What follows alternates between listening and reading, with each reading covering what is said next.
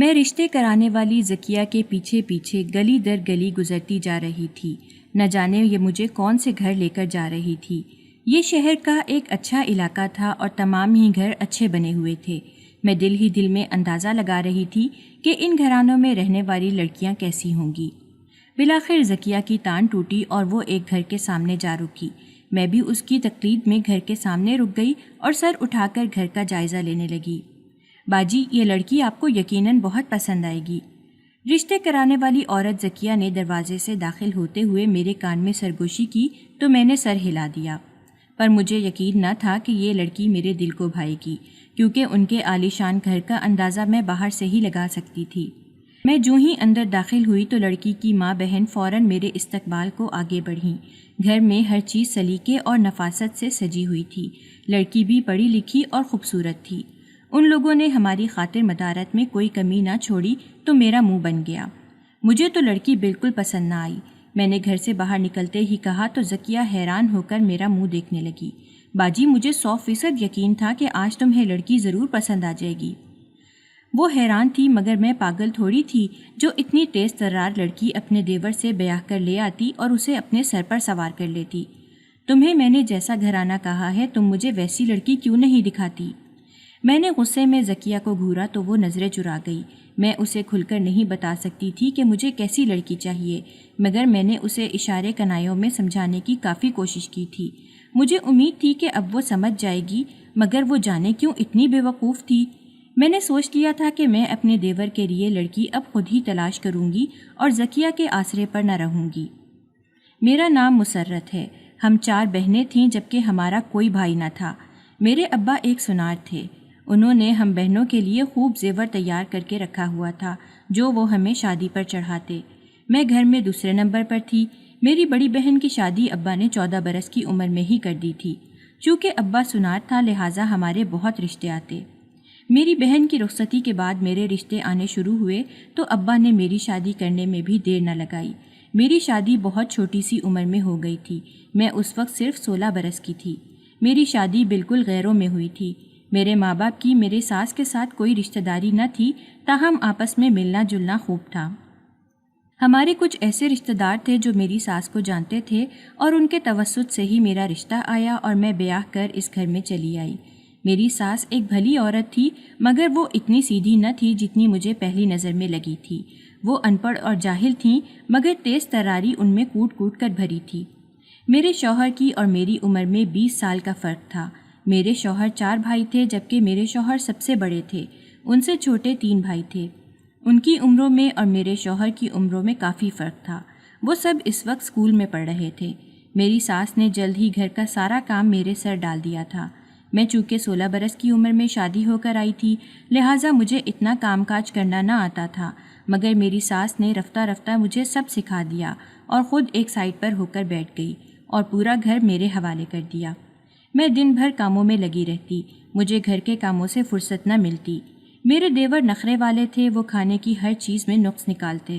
انہیں لذیذ اور من پسند کھانا چاہیے ہوتا، لہٰذا میرا سارا دن کھانے کی تیاریوں میں ہی لگ جاتا۔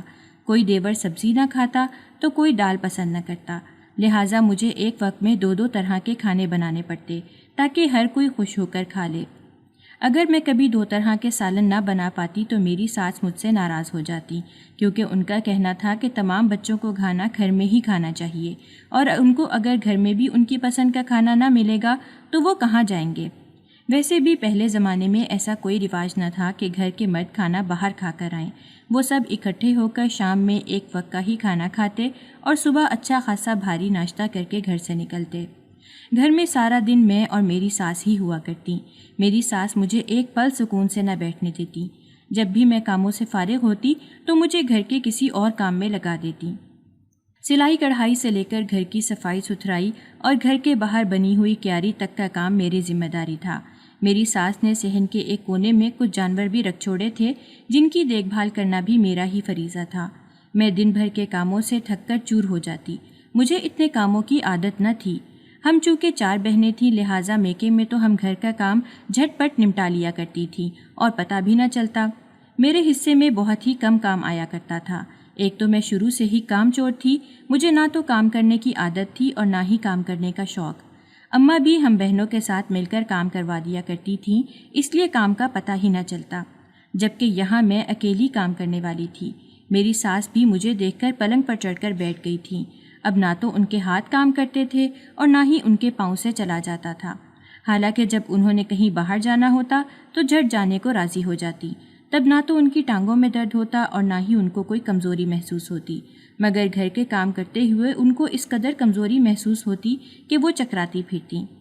جب کبھی میری طبیعت خراب ہوتی، ایسے میں میری ساس کے ڈرامے ختم ہی نہ ہونے میں آتے۔ وہ روزانہ ہی سر لپیٹ کر لیٹ جاتی کہ میری طبیعت ٹھیک نہیں۔ ایسے میں مجھے خود کام کے لیے اٹھنا پڑتا۔ اپنی ساس کی ہوشیاری پر میں حیران رہ جاتی، مگر ان کے طور طریقے میں نے خود بھی جلد ہی سیکھ لیے تھے۔ اب گھر میں ذرا بھی زیادہ کام ہوتا تو میں بھی طبیعت کی خرابی کا بہانہ کر کے پڑی رہتی اور میری ساس کو میری مدد کے لیے اٹھنا پڑتا۔ میں نے سوچ لیا تھا جیسے کو تیسا کر کے ہی زندگی گزر سکتی تھی، لہٰذا وقت کے ساتھ ساتھ میں نے بھی چالاکی سیکھ لی تھی۔ میری ساس کی زندگی نے وفا نہ کی اور وہ میری شادی کے 3 سال بعد اس دنیا سے سدھار گئیں۔ وہ اپنے معمول کے کاموں میں مصروف تھیں کہ موت نے ان کو آ دبوچ لیا۔ ان کے جانے کے بعد تو میں بالکل ہی تنہا ہو گئی۔ میرے دیور اور شوہر صبح کے گئے رات کو لوٹتے، جبکہ میں گھر میں اکیلی رہتی۔ ان کے جانے کے بعد ہی مجھے ان کی صحیح معنوں میں قدر ہوئی۔ ان کے ساتھ رہنے سے بڑی ڈھارس تھی۔ کام جب بھی اتنا ہی کرنا پڑتا، مگر اب مجھے شاید کام کرنا آ گیا تھا، اس لیے مجھے زیادہ مشکل نہ ہوتی۔ میری اماں کا بھی انتقال ہو گیا تھا، لہٰذا میرا میکا نہ رہا۔ میری تینوں بہنیں بیاہ کر مختلف شہروں میں جا بسی تھیں، جن سے میرا کوئی خاص رابطہ نہ رہا تھا، کیونکہ ہمارے گھر میں فون نہ تھا اور رابطے کا کوئی اور ذریعہ بھی نہ تھا۔ میں نے اپنے دیوروں کو ماں بن کر پالا، کیونکہ اللہ نے مجھے شادی کے کئی سالوں بعد تک اولاد کی نعمت سے محروم رکھا تھا۔ میں نے اپنے علاج معالجے اور دم درود میں کوئی کمی نہ چھوڑی، ہر وہ وظیفہ اور ٹوٹکا کیا جو کسی نے بھی اولاد کے لیے بتایا، مگر اللہ نے میری خالی جھولی نہ بھری۔ مجھے بچوں کی بہت تمنا تھی، میں تہہ دل سے چاہتی تھی کہ اللہ مجھے بس ایک بیٹا ہی دے دے، پر نہ جانے میری دعاؤں کی قبولیت میں کیا کچھ آڑے آ جاتا اور میری دعا قبول نہ ہوتی۔ میں نے سوچ لیا تھا کہ اگر اللہ نے مجھے بچے نہیں دیے تو یہ دیور ہی میرے اپنے بیٹے ہیں، لہٰذا میں نے انہیں اپنے بیٹوں کی طرح پالا۔ میں ان کا خیال رکھتی، ان کو کھانا پکا پکا کر کھلاتی، ان کے کپڑے وقت پر دھلے دھلائے ملتے اور استری کر کے لٹکا دیتی۔ اب تو ویسے بھی میرا گھر میں کام کے بغیر دل نہ لگتا۔ رفتہ رفتہ مجھے گھر کے کاموں کی اتنی عادت ہو گئی کہ میں ہر وقت کاموں میں ہی لگی رہتی۔ میرے دیور میری بہت عزت اور قدر کیا کرتے۔ وہ اس بات پر خوش تھے کہ ان کی ماں کے گزرنے کے بعد میں نے انہیں کبھی بھی ماں کی کمی محسوس نہ ہونے دی تھی، بلکہ جتنا خیال میں ان کا اپنی ساس کی زندگی میں رکھتی تھی، ان کے مرنے کے بعد میں نے اپنے دیوروں کا اس سے بھی زیادہ خیال رکھا، کیونکہ میں نہیں چاہتی تھی کہ کبھی ان کے دل میں یہ بات آئے کہ ان کی ماں سر پر موجود نہیں، لہٰذا بھابھی ہمیں نظر انداز کر دیتی ہے۔ میں ہر وقت اور ہر چیز میں ان کی رائے اور مشورے کو سر فہرست رکھتی اور ان کی کسی بات یا خواہش سے ٹال مٹول سے کام نہ لیتی۔ میرے دیور نے FA کا امتحان پاس کیا تو میرے شوہر نے اسے اپنے ساتھ کام پر لگا لیا۔ اب وہ بھی میرے شوہر کے ساتھ کام پر جاتا، جبکہ باقی 2 بھائی ابھی پڑھ رہے تھے۔ میرا شوہر کا کہنا تھا کہ ان کو بس FA تک پڑھانا ہے، اس کے بعد ان کو بھی کسی کام دھندے پر لگا کر ان کی شادی کر کے ہم اس فرض سے فارغ ہوں گے۔ چونکہ میں نے ان کو اپنے بیٹوں کی طرح پالا تھا، لہٰذا ان کی شادی کرنے کا فریضہ بھی میں نے انجام دینا تھا۔ میرے شوہر نے اپنے بھائیوں کی شادی کا فریضہ مکمل طور پر مجھے سونپ دیا تھا۔ میں لڑکی کی تلاش میں تھی، مگر مجھے کوئی ایسی لڑکی چاہیے تھی جو میرے گھر کو گھر رہنے دے، آ کر اپنی حکمرانی نہ چلا پائے۔ چونکہ میں نے اس گھر پر برسوں سے راج کیا تھا، اپنے ساس کے بعد میں ہی اس گھر کی حکمران تھی، لہٰذا میں کسی اور کی حکمرانی کیسے برداشت کر سکتی تھی۔ میں نے اپنے آس پڑوس کی عورتوں کے حال دیکھ رکھے تھے، جن کی دیورانیاں سسرال آتے ہی اپنے شوہروں کو لے کر الگ ہو گئیں اور گھر کا بٹوارا ہو گیا۔ میں ایسا کچھ نہ چاہتی تھی۔ میں نے چونکہ اپنے دیوروں کو خود پالا تھا، لہٰذا ان کی کمائی پر بھی پہلا حق میرا ہی بنتا تھا۔ میرے شوہر نے ساری زندگی ان کا خرچہ اٹھایا تھا، اب جبکہ ان کے کما کر لانے کی باری تھی، ایسے میں نہیں چاہتی تھی کہ ان کی کمائی پر سارا کا سارا حق ان کی بیوی آ کر جما لے اور ہم خالی ہاتھ مسلتے رہ جائیں، کیونکہ اب میرے شوہر میں وہ ہمت اور طاقت نہ رہی تھی کہ وہ پیسہ کما سکیں اور مجھ پر لگا سکیں۔ انہوں نے ساری زندگی میرے شوہر کی کمائی کھائی تھی، تو ان کی باری تھی کہ وہ میرے شوہر کو کچھ آرام مہیا کریں اور میرے شوہر کام دھندے اور کمانے کی فکر سے آزاد رہیں۔ میرے شوہر کو شوگر اور بلڈ پریشر جیسا مرض بھی لاحق ہو چکا تھا۔ وہ زیادہ تر گھر میں آرام کرتے اور چھوٹا دیور ان کی جگہ کام سنبھالتا۔ یہ کام میرے شوہر کا ذاتی تھا اور ان کی اپنی محنت سے بنایا ہوا تھا۔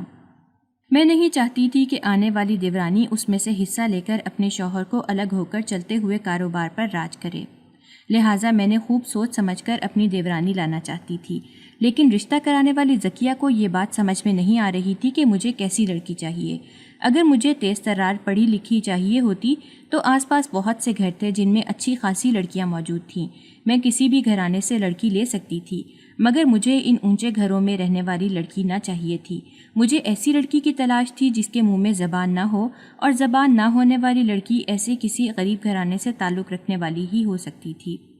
مجھے لڑکی کی تعلیم یا اس کی خوبصورتی سے کچھ لینا دینا نہ تھا، اور نہ ہی اس کے مضبوط میکے سے، کیونکہ میں جانتی تھی کہ میکا جتنا مضبوط ہوگا لڑکی کے قدم ہمارے گھر میں اتنے مضبوط جمیں گے، جبکہ میں چاہتی تھی کہ اس کا میکا اتنا کمزور ہو کہ اس کے پاس واپس جانے کا کوئی راستہ نہ ہو، اور وہ میرے گھر میں میرے رحم و کرم پر ایک ایسے کمزور پودے کی مانند تنی رہے جو بالکل ہلکی سی آندھی کی زد میں آ کر اپنی جڑ سے اکھڑ کر دور جا گرتا ہے۔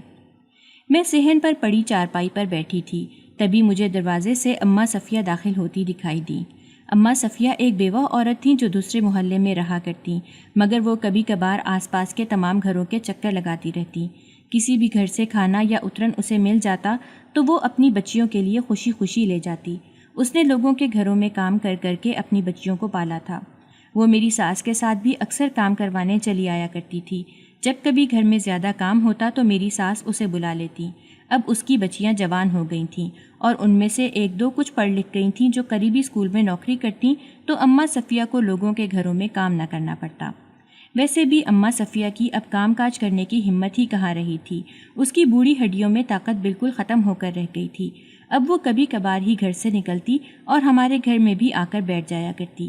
میں بھی اسے بچا کچا کھانا یا اپنے پرانے کپڑے دے دیا کرتی۔ میں اماں صفیہ کے ہاتھ میں چھوٹا سا مٹھائی کا ڈبہ دیکھ کر حیران رہ گئی تھی۔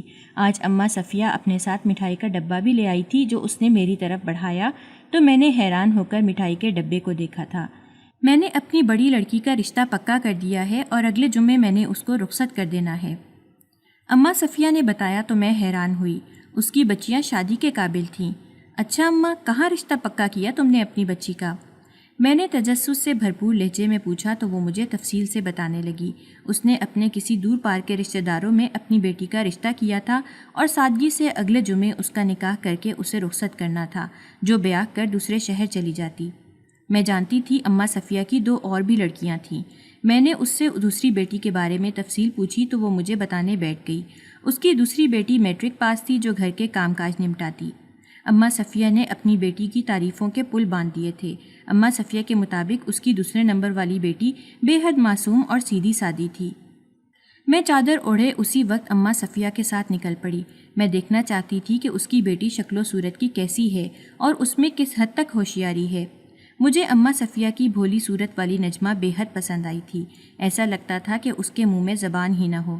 میں وہاں 2 گھنٹے بیٹھی رہی مگر وہ ایک لفظ نہ بولی اور چپ چاپ میرے سامنے آ کر بیٹھ گئی۔ وہ بے حد شرمیلی تھی اور اس کے اندر اعتماد کی بھی کمی تھی، کیونکہ جب اس نے چائے میری جانب بڑھائی تھی تو میں اس کے کانپتے ہوئے ہاتھ صاف دیکھ سکتی تھی۔ مجھے ایسی ہی غریب اور مسکین لڑکی کی تو تلاش تھی جو میرے سامنے سر تو کیا کبھی نظر بھی نہ اٹھا سکے۔ میں نے وہیں بیٹھے بیٹھے اپنے چھوٹے دیور قیوم کا رشتہ اماں صفیہ کی نجمہ سے پیش کیا تو اماں صفیہ حیران رہ گئی۔ اگلے ہی لمحے ان کی آنکھوں میں آنسو بھر آئے۔ میں سوچ بھی نہیں سکتی تھی کہ میری بچیوں کی قسمت اتنی اچھی ہوگی۔ میری پہلی بیٹی بھی اچھے گھر میں بیاہ کر جا رہی ہے، جبکہ دوسری بیٹی کو بھی اتنا اچھا اور بڑا گھر ملا۔ وہ تشکر سے لبریز تھیں، مگر مجھے ان کے شکرانے سے کیا لینا تھا؟ مجھے تو اپنا مطلب پورا کرنا تھا۔ مجھے جیسی لڑکی کی تلاش تھی بالآخر مجھے ویسی لڑکی مل گئی تھی۔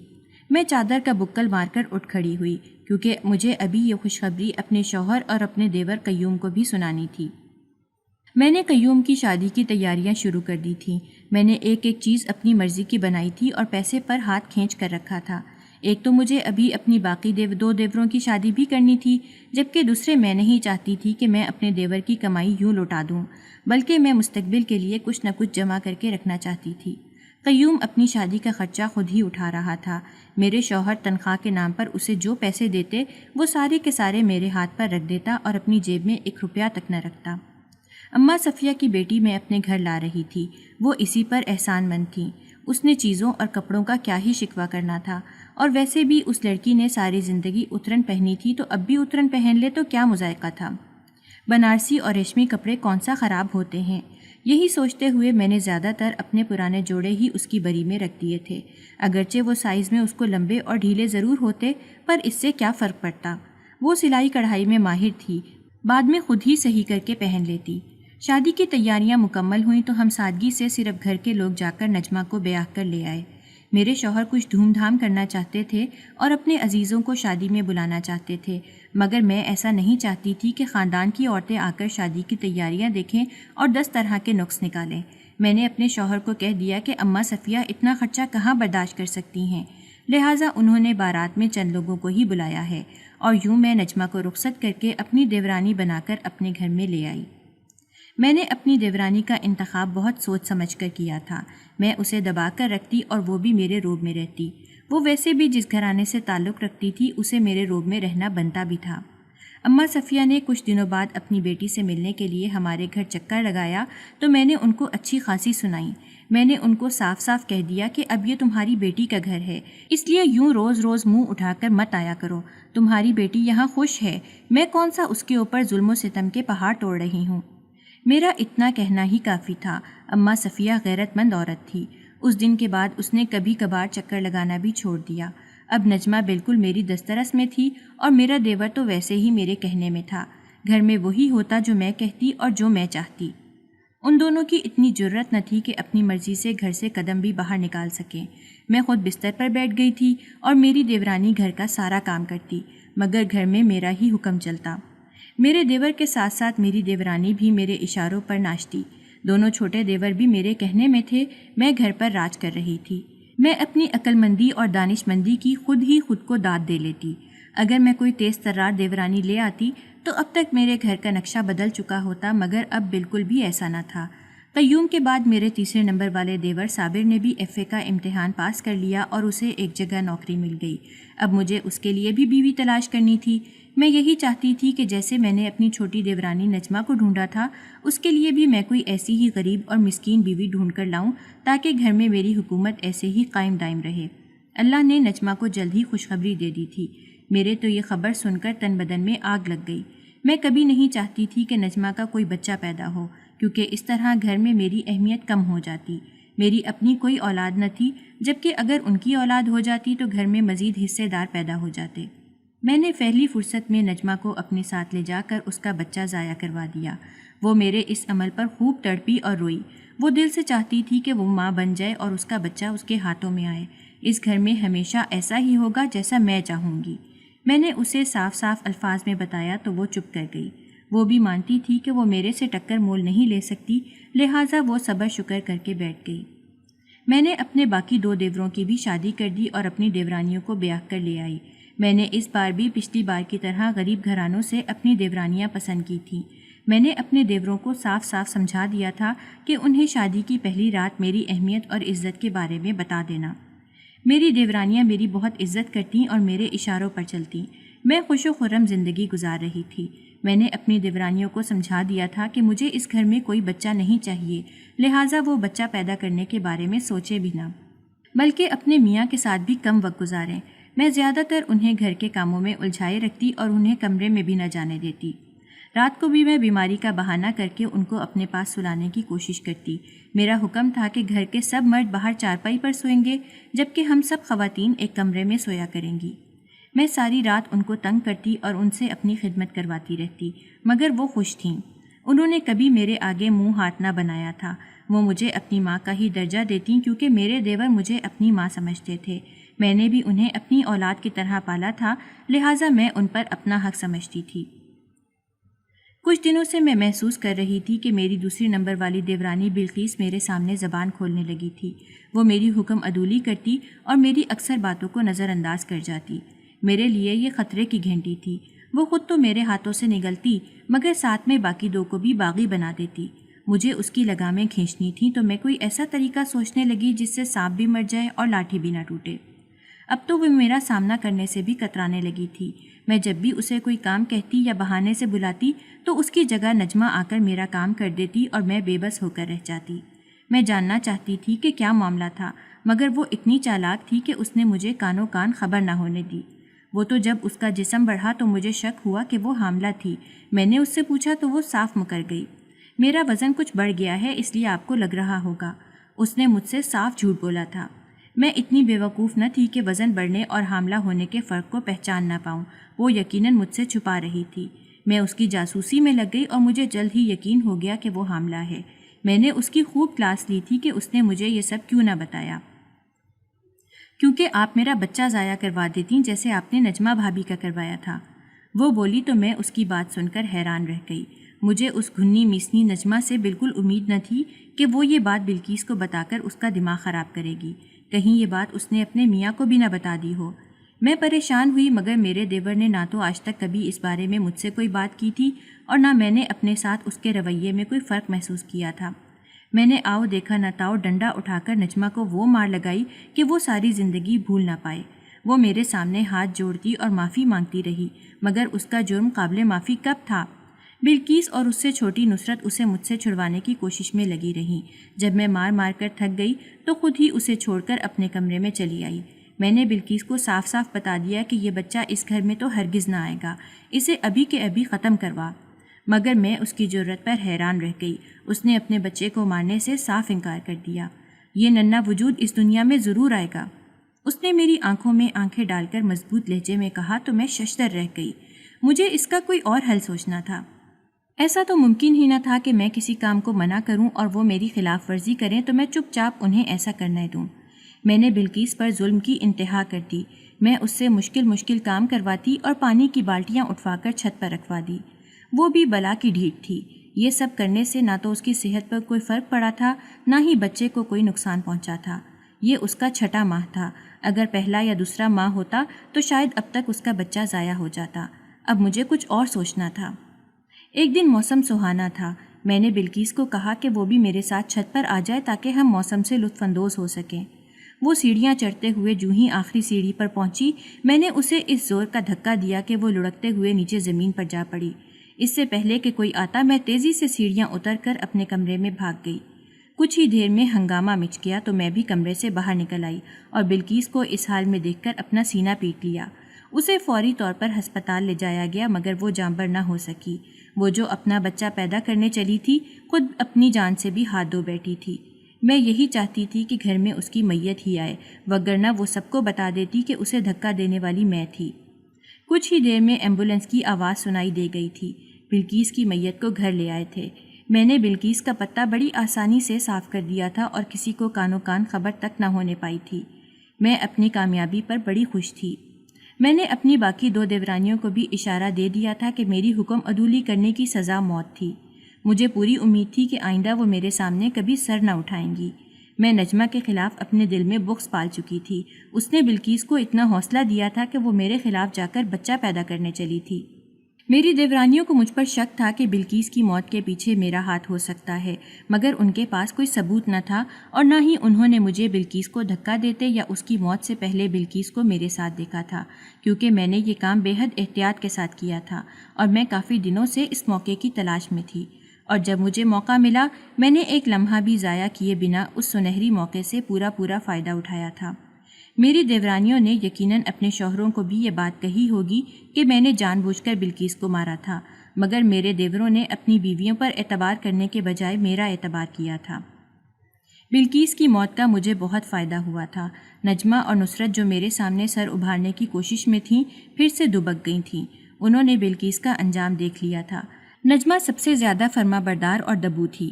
میں چاہتی تھی کہ اب میں اپنے اس دیور کی شادی نجمہ کی بہن سے کروں جس کی بیوی مر گئی تھی، لہٰذا میں نے نجمہ سے کہا کہ وہ اپنی اماں تک میرا پیغام پہنچا دے، مگر اس نے صاف انکار کر دیا کہ وہ نہیں چاہتی کہ اس کی بہن اس گھر میں آئے۔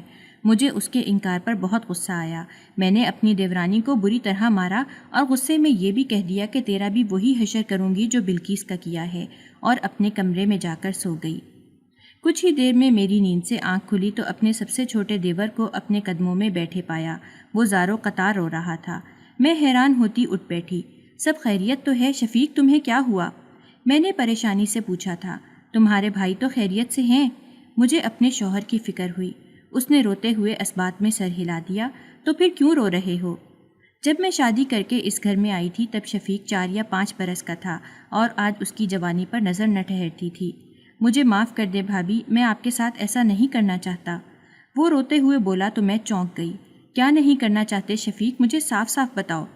میں نے بیزاری سے پوچھا تو وہ میری طرف بڑھا اور اپنے پیچھے والے ہاتھ میں چھپا انجیکشن میرے بازو میں گھونپ دیا۔ معمولی سوئی کی چبھن کے علاوہ کوئی تکلیف نہ تھی۔ یہ کیا ہے، تم نے مجھے یہ انجیکشن کیوں لگایا؟ میں نے ناسمجھی کے عالم میں پوچھا۔ یہ بہت ضروری تھا بھابھی، وگرنہ آپ میرے اور نصرت کے بچے کو بھی مار دیتی، جیسے آپ نے نجمہ بھابھی کے بچے کو مارا، یا شاید نصرت کی طرح اسے ہی مار ڈالتی، یا شاید نصرت کو ہی مار ڈالتی جیسے آپ نے بلقیس بھابھی کو ان کے بچے سمیت مار ڈالا۔ اس نے افسوس سے اپنا ماتھا پیٹا تو میں نے صاف انکار کر دیا۔ ایسا کچھ نہیں ہے، یہ الزام ہے مجھ پر۔ میں مکرنے کے علاوہ اور کر بھی کیا سکتی تھی؟ ایسا کچھ نہیں، تمہاری بیوی اور بھابھی نجمہ دونوں ہی جھوٹ بولتی ہیں، میں نے ایسا کچھ نہیں کیا۔ باتیں کرتے ہوئے میری زبان لڑکھڑا گئی۔ زبان سمیت میرا پورا جسم لمحوں میں سن ہو گیا اور میں بستر پر گر گئی۔ میرے وجود میں کوئی سکت باقی نہ رہی تھی۔ میں پورے ہوش و حواس میں تھی، مگر میں ایک انگلی بھی ہلانے کے قابل نہ رہی تھی۔ میرا اور نصرت کا بچہ اس دنیا میں آنے والا ہے۔ میں نہیں چاہتا تھا کہ آپ میری خوشی کی راہ میں رکاوٹ بنیں۔ میں اپنا بچہ اس دنیا میں لانا چاہتا ہوں۔ آپ میری ماں کی جگہ ہیں اور آپ کی اہمیت ہمیشہ اپنی جگہ رہے گی، مگر میں یہ ظلم اپنے بچے پر نہ سہ پاؤں گا۔ میں اپنے دیور کی ہر ایک بات سن سکتی تھی، مگر میں اس کا کوئی بھی جواب نہیں دے سکتی تھی۔ وہ میری آنکھوں کے سامنے زاروں قطار رو رہا تھا۔ اسے مجھے اس حال میں پہنچانے پر بہت دکھ تھا۔ میں اس کا دکھ سمجھتی تھی۔ وہ میرا سب سے زیادہ احترام کیا کرتا تھا کیونکہ میں نے اسے چھوٹا سا پالا تھا، مگر وہ مجبور تھا۔ میں خود بھی تو ایسی ظالم بن گئی تھی کہ اسے مجھ پر یہ ظلم کرنا پڑا تھا۔ میں نے خود ہی اس کو مجبور کیا تھا کہ وہ مجھے بستر سے لگا دے۔ میں اپنی حکمرانی میں کچھ زیادہ ہی آگے نکل گئی تھی۔ میں نے اپنی دیورانیوں پر بے حد ظلم و ستم کیے تھے اور اس کا یہی نتیجہ نکلنا تھا۔ میرے دیور نے کچھ ہی دیر میں اپنے باقی بھائیوں کو بتا دیا تھا کہ مجھے فالج کا مرض لاحق ہو گیا ہے اور میں چلنے پھرنے کے بھی قابل نہیں رہی۔ میرا شوہر مجھے ڈاکٹر کو دکھانے بھی لے گیا، مگر اس کی دوا سے بھی کوئی خاص فرق نہ پڑا۔ میرے وجود میں جنبش تک نہ تھی۔ میں بستر پر پڑی سارا دن اپنی دیورانیوں کو ادھر سے ادھر پھرتے دیکھتی رہتی۔ میں مکمل طور پر ان کے رحم و کرم پر تھی، اور وہ مجھ پر رحم کیوں کرتی؟ میں نے ان کے ساتھ کون سا اچھا سلوک کیا تھا؟ چھوٹی چھوٹی باتوں پر مار پیٹ کرنا تو میرا معمول بن گیا تھا، اور اس کے علاوہ میں نے ان کے بچے اس دنیا میں آنے سے پہلے ہی ختم کرا دیے تھے۔ ایسے میں مجھے ان سے رحم کی ذرا امید نہ تھی۔ پھر بھی وہ خدا ترسی کے لیے مجھے تینوں وقت کا کھانا دیتیں اور میری گندگی صاف کرتیں۔ میرے شوہر نے جلد ہی میرے لیے ایک خادمہ کا بندوبست کر دیا۔ اب تو میری دیورانیاں کمرے کے دروازے سے ہی میری خبر گیری کر لیتیں اور میرے پاس بھی نہ پھٹکتیں۔ میں افسوس اور ندامت سے بھری ہوئی تھی۔ میری دونوں دیورانیوں کو اللہ نے چاند سے بیٹے عطا کیے تھے جو میرے سامنے پل کر بڑے ہو رہے تھے۔ میں اپنے کمرے سے ان کو صحن میں گھٹنوں چلتے اور بھاگتے دوڑتے دیکھتی، مگر نہ تو ان کو پکار سکتی تھی اور نہ اپنے پاس بلا سکتی تھی۔ میں نے اپنی دیورانی کو قتل کر کے جو جرم کیا تھا، شاید اس کی یہی سزا تھی جو مجھے میرے دیور نے دی تھی۔ میں ہر لمحہ پچھتاتی، کاش میں اس قدر ظالم اور سفاک نہ بنتی۔ صرف ایک گھر کی حکمرانی کی خاطر اپنی دیورانیوں کو اتنی تکلیف اور مصیبت میں نہ ڈالتی تو میرا یہ انجام نہ ہوتا۔ میرے حصے میں آیا ہی کیا تھا سوائے پچھتاوے کے؟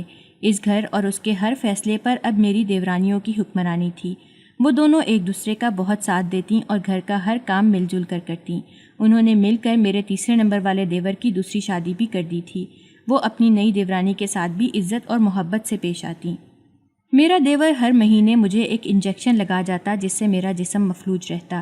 میں اس سے معافی مانگنا چاہتی اور اس کی منت کرنا چاہتی تھی کہ وہ مجھے انجیکشن نہ لگائے، اب میں کسی کو کوئی اذیت نہیں پہنچاؤں گی، مگر میری زبان ایک بھی لفظ ادا کرنے سے قاصر تھی۔ میں اپنے شوہر کو بتانا چاہتی تھی کہ وہی مجھے اس مصیبت سے نکال لے، مگر اسے بتانے کا بھی میرے پاس کوئی ذریعہ نہ تھا۔ میں اسے بتاتی تو کیسے؟ مجھے بستر پر پڑے نہ جانے کتنے سال بیت گئے تھے۔ شاید 5-6 سال بعد میرے دیور کو مجھ پر رحم آیا، یا شاید اس نے میری سزا ختم کرنے کا فیصلہ کر دیا اور اس نے مجھے وہ انجیکشن لگانا چھوڑ دیا۔ کچھ عرصے میں میرے جسم میں جنبش ہونا شروع ہو گئی، میں اپنے ہاتھ پاؤں ہلانے لگی۔ میرے شوہر کو میری طبیعت کی بحالی پر کافی خوشی تھی، مگر ابھی بھی میں چلنے پھرنے سے قاصر تھی، کیونکہ اتنے سال بستر پر پڑے پڑے میرا جسم بری طرح اکڑ گیا تھا۔ جب میں بولنے کے قابل ہوئی تو میں نے اپنے شوہر کو پہلی بات یہی کہی کہ وہ مجھے یہاں سے لے چلیں۔ وہ میری بات سن کر حیران تھے کہ وہ مجھے کہاں لے جائیں۔ وہ ساری زندگی اپنے بھائیوں کے ساتھ رہے تھے اور اب بڑھاپے میں در بدر کی ٹھوکریں نہیں کھانا چاہتے تھے، مگر میں اس گھر میں کیسے رہ سکتی تھی جہاں میرے ساتھ ایسا سلوک کیا گیا تھا۔ میرے شوہر کو ذرا اندازہ نہ تھا کہ میری اس حالت کا ذمہ دار کون تھا۔ ان کے بھائی بھابیاں ان کے ساتھ بہت اچھا سلوک کرتے اور عزت اور احترام سے پیش آتے، کیونکہ وہ خود بھی اپنے بھائی بھابیوں کے ساتھ ہمیشہ اچھے رہے تھے۔ میں اپنے شوہر کو سچ نہ بتا سکتی تھی، کیونکہ پھر مجھے یہ بھی بتانا پڑتا کہ میں اپنی دیورانی کو اس کے بچے سمیت قتل کرنے کی مرتکب ٹھہری تھی۔ میں نے اپنے حصے کی سزا بھگت لی تھی۔ میں کچھ چلنے پھرنے کے قابل ہوئی تو کمرے سے نکل کر صحن میں بیٹھ جایا کرتی۔ دیور کا جب بھی مجھ سے سامنا ہوتا وہ میرے قدموں میں بیٹھ جاتا اور مجھ سے معافی کا طلبگار ہوتا۔ وہ آج بھی ندامت میں مبتلا تھا۔ میں وہ سب نہیں کرنا چاہتا تھا، مگر مجھے مجبوری میں کرنا پڑا۔ میں اس کی مجبوری اچھی طرح سمجھتی تھی۔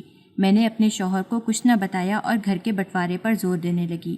میرے شوہر نے کون سا کبھی میری بات ٹالی تھی، لہٰذا انہوں نے گھر کا بٹوارا کیا اور میں ہمیشہ کے لیے وہ گھر چھوڑ کر چلی آئی اور اپنے شوہر کے ساتھ زندگی گزارنے لگی۔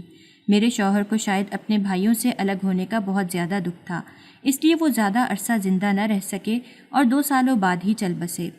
اکیلا گھر مجھے کھانے کو دوڑتا، مگر میرے پاس جانے کا کوئی اور ٹھکانہ نہ تھا۔ میں سارا دن گھر کی دیواروں سے ٹکراتی پھرتی۔ میرے دیوروں نے میرا ساتھ نہ چھوڑا تھا، وہ مجھے تینوں وقت کا کھانا دے جایا کرتے۔ ان کی خواہش تھی کہ میں ان کے ساتھ رہوں، مگر میں اپنی دیورانیوں کا سامنا نہ کرنا چاہتی تھی۔ مجھے واقعی ندامت تھی کہ میں نے اپنے دیوروں کی بیویوں کے ساتھ کیسا سلوک روا رکھا تھا۔ میں نے اپنی عزت اپنے ہاتھوں ہی ختم کر دی تھی۔ اگر میں ان کے ساتھ حسن سلوک سے رہتی اور دیوروں کو اپنی اولاد سمجھتے ہوئے ان کی بیویوں کو بھی اپنی بیٹیاں سمجھتی تو شاید آج حالات کچھ مختلف ہوتے، مگر میرے اعمال کا یہی انجام ہونا تھا جو میں آج بھگت رہی تھی۔